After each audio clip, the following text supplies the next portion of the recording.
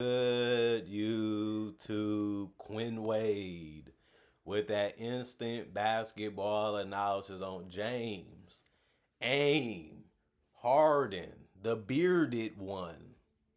He ended up getting a win with the Clippers, 131 to 116 over the Hornets.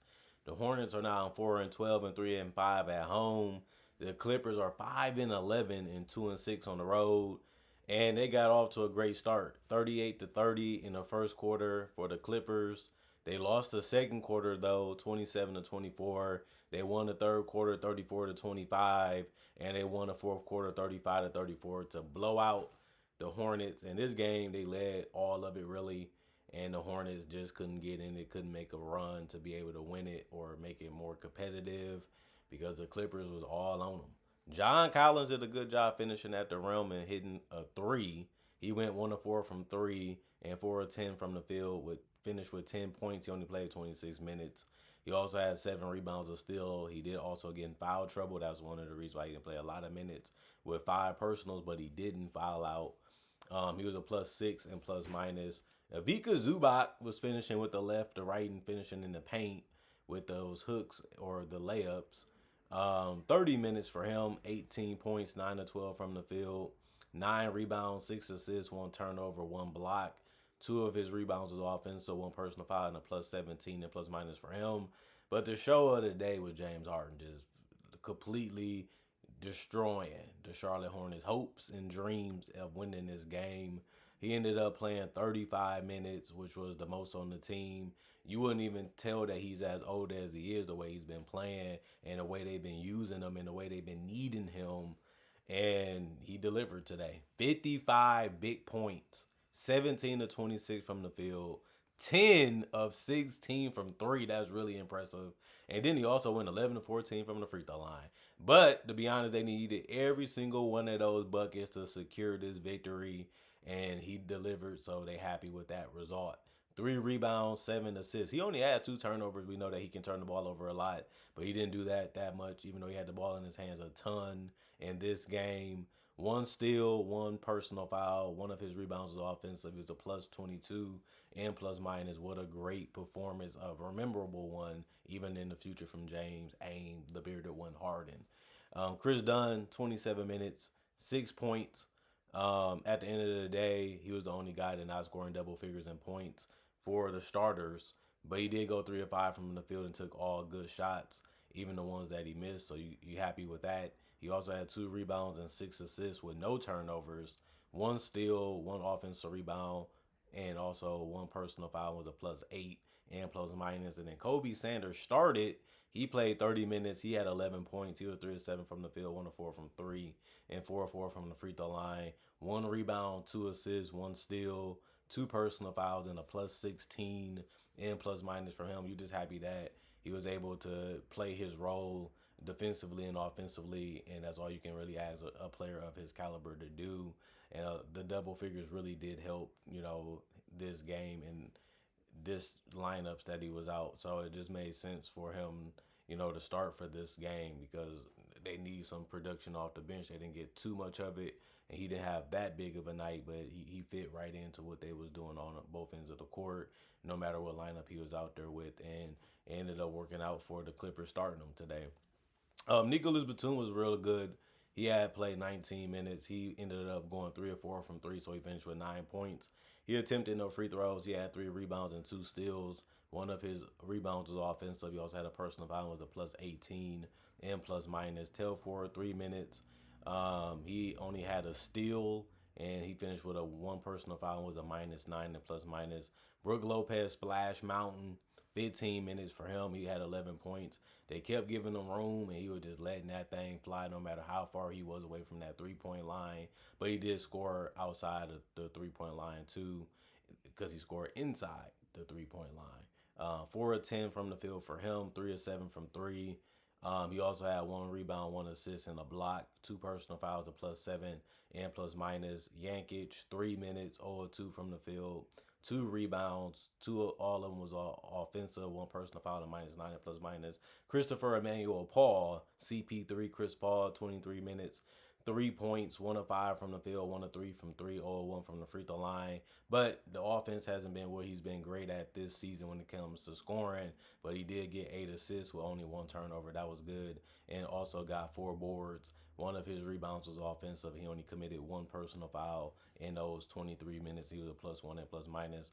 Kobe Brown, 8 minutes, 0 of 1 from the field, 1 turnover, a -9 and plus minus for him. And Cam Christie, 21 minutes, 8 points, 2 of 8 from the field, 0 of 4 from three, 4 of 4 from the free throw line, 9 rebounds. He came close to getting a double-double. Wasn't meant to happen, though. He did have 3 turnovers and 1 steal and 3 personal fouls. And he did have 2 offensive rebounds, and he was a +7 and plus minus. Their bench was solid. It wasn't great, wasn't mind blowing, wasn't amazing, but they wasn't bad or terrible. And they kept the lead, so that way the starters can get their rest when they did need it. And they also kept the ball moving for the most part, and also was in the right spots when they needed to be. And they also helped a lot on the boards. But other than that, 46 of 90, 51% from the field as a team. 19 of 43, 44% from three, and 20 of 24 from the free throw line. That's 83%. If you shoot that good, most likely you're going to win that game, especially when you get 41 rebounds, 30 assists, 8 turnovers only. That's low. 8 steals with 2 blocks, and they did only commit 19 personal fouls too. But the Charlotte Hornets, they tried. They let it get away from them and never could really get fully back in it. Miles Bridges, 30 minutes, 19 points, 5 of 12 from the field, 0 of 2 from three. He was really muscling his way in that paint and finished 9 of 10 from the free throw line. Had 3 rebounds and 2 assists in the block, -15 in plus minus. Brandon Miller, 26 minutes, 21 points, 8 of 18 from the field, 2 of 10 from three, and 3 of 3 from the free throw line. I didn't really expect him to be that great because he's coming off a legit injury and he had his whole shoulder patched up, but he wasn't terrible. He didn't make a lot of threes, even though he took a lot, but he wasn't a terrible player out there. 1 rebound, 3 assists, 1 steal, 1 block, 3 personal fouls, and he was a -3 and plus minus. He's a guy that you have to go out there and defend because he can make plays with the pass and he can get hot from the perimeter. He can get to the basket, he can get out in transition. He's a respectable player. That's why he's important to this team since he's been drafted. Ryan ended up playing 11 minutes. He only had 2 points because he made a dunk, and the other one shot he missed around the rim. He had only 2 rebounds and the assist. He also had 1 offensive rebound and a personal foul to -5. Like I said, it didn't really matter about his numbers that much because he only played 11 minutes. LaMelo Ball, 25 minutes for him, 18 points, 7 of 14 from the field. He went 1 of 7 from the 3-point line, but he did go 3 of 3 from the free throw line. He had 4 rebounds and 7 assists, 3 turnovers, 5 personal fouls, and was a +4 and plus minus. I didn't have a problem with his performance. He took a lot of threes, just couldn't drop those. Other than that, he took the floaters and everything else, and he was able to make them, and he was able to facilitate real well when it came to finding guys in the paint or for the perimeter, or just keeping his head up just to make the right play, even if they didn't score when he passed it to him. Colin Knippel has really been on fire. I thought he would be good in the NBA, but I didn't think that he'll be able to do what he's been doing, especially having Miles Bridges, Brandon Miller, and LaMelo Ball all on the team. I thought he'll score, he'll fit in, he'll play well, but I wasn't expecting him to put up the numbers he's been putting up. He's definitely a veteran type of player that really understands what he's out there to do and willing to do a little bit more to help his team win. 34 minutes for him. He actually played the most minutes on the team. 26 points. He had the most points. He only took 12 shots, though. He went 9 of 12 from the field and 6 of 9 from three. Not all the shots was layups and easy buckets. He had to work for some of them, too, and he still was draining them efficiently. 2 of 2 from the free throw line, 1 rebound, 1 assist, 2 turnovers, 1 steal. One of his rebound was offensive, 4 personal fouls, and was a -12 and plus minus.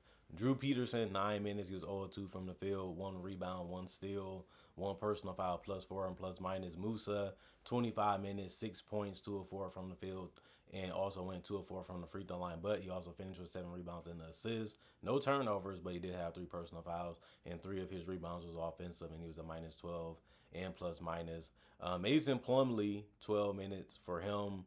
He didn't really do much, but offensively, but he did have 6 rebounds and 1 assist and 1 turnover and 1 steal. 3 of his rebounds was offensive. He was a +2 and plus minus, but he went scoreless in this game. Same with Pat Connaughton, 6 minutes. He went scoreless, 0 of 2 from the field, 2 rebounds. For him, one of his rebounds was offensive, was a +1 and plus minus. And the guy that had the biggest performance off the bench for them was Colin Sexton, which is nothing really new. 23 minutes for him, 18 points efficiently done again. He went 7 of 13 from the field, 4 of 4 from the free throw line, 3 rebounds, 4 assists, 2 turnovers, 1 offensive rebound, a -18 and plus minus. Zion James, 21 minutes for him, 3 points because he made a 3, but he did miss the other, so he finished 1 of 2 from the field. 2 rebounds, 3 assists, 1 turnover, 1 steal, and 1 personal foul, a -16 and plus minus. Liam McNeely, 18 minutes, 3 points, 1 of 4 from the field, 1 of 2 from 3, 6 rebounds, 1 assist, 1 turnover, 1 offensive rebound, 1 personal foul, and a -5 and plus minus. 41 of 85, 48% from the field, 11 of 36, 31% from 3.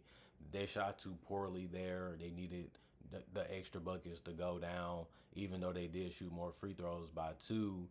They also made it at a higher percentage. They shot 23 of 26. They also had less rebounds, but only by 3. 38 rebounds, 24 assists. They lost that one by 6. They did have 2 more turnovers because they finished with 10. They had 3 less steals. They finished with 5.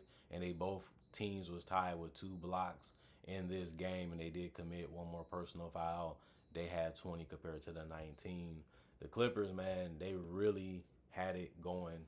In this one, it was nothing that the Hornets could do. And the Hornets was doing some good plays. And they was making some good shots. They was trying to stay with them. But once the Clippers was rolling, they just kept rolling and rolling, figuring out this, figuring out that, and just had a superhuman performance from James Harden. And sometimes you just go out there and just get beat by the better team. I feel like Harden was the best player on the court. He showed that even at his older age. But a lot of these guys that we grew up on, they still showing that we still can be all-star caliber players even though we're getting older. You just hope that they can stay healthy. James Harden is a player they cannot lose. They already lost Bill, and other guys ain't played yet, or even Kawhi Leonard ain't back yet either.